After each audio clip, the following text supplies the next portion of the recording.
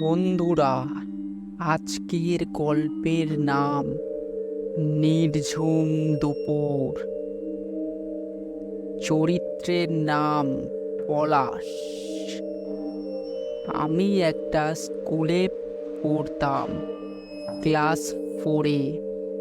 স্কুলটা আমাদের বাড়ি থেকে প্রায় অনেকটা দূরে, পায়ে হেঁটে যেতে হতো। আবার একটা ভিতর দিয়ে শর্ট রাস্তা ছিল। সেই রাস্তাটা জঙ্গলের মধ্য দিয়ে স্কুলের কিছুটা আগে একটা 3 রাস্তা মোড়ে গিয়ে উঠেছে। জঙ্গলের মধ্যে রাস্তাটা খুব খারাপ ছিল। শুনেছি দুপুরে ওই রাস্তায় কেউ যাওয়া আসা করে না। তেমন একদিন শনিবার, স্কুল হাফ ছুটি।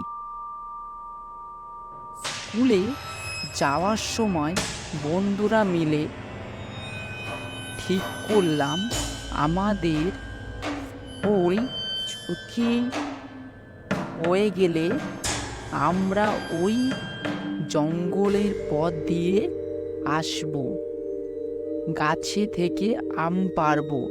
বন্ধুরা মিলে ঠিক করলাম।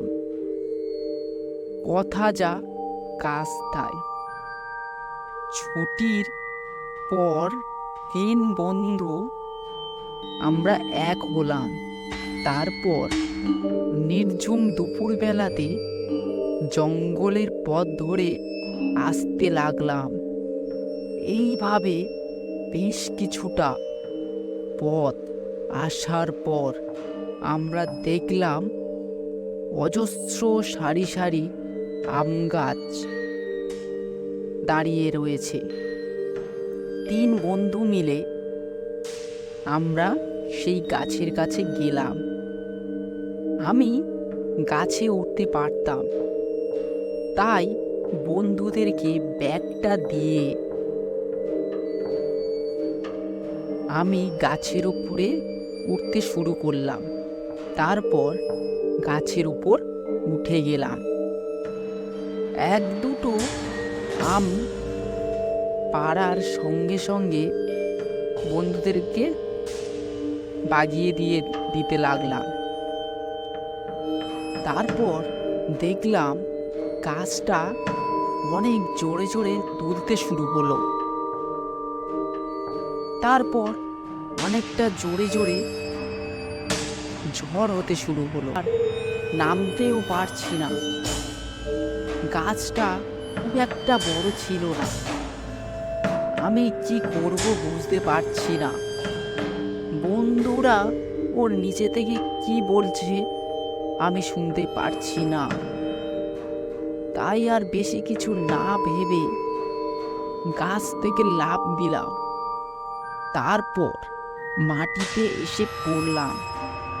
তারপরে 3 বন্ধু মিলে দৌড় মারলাম বাড়ির দিকে।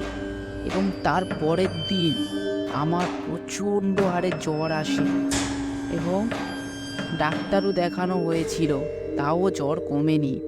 লাস্ট দিকে একটা ওঝা ডেকে আনলো আমাদের বাড়ির লোক। এনে ঝাড়ফুঁক করতেই দেখলাম কমতে শুরু করলো আস্তে আস্তে। তারপর থেকে আর কখনো সেই জঙ্গলের পথ দিয়ে আমরা দুপুরবেলা আর আসিনি।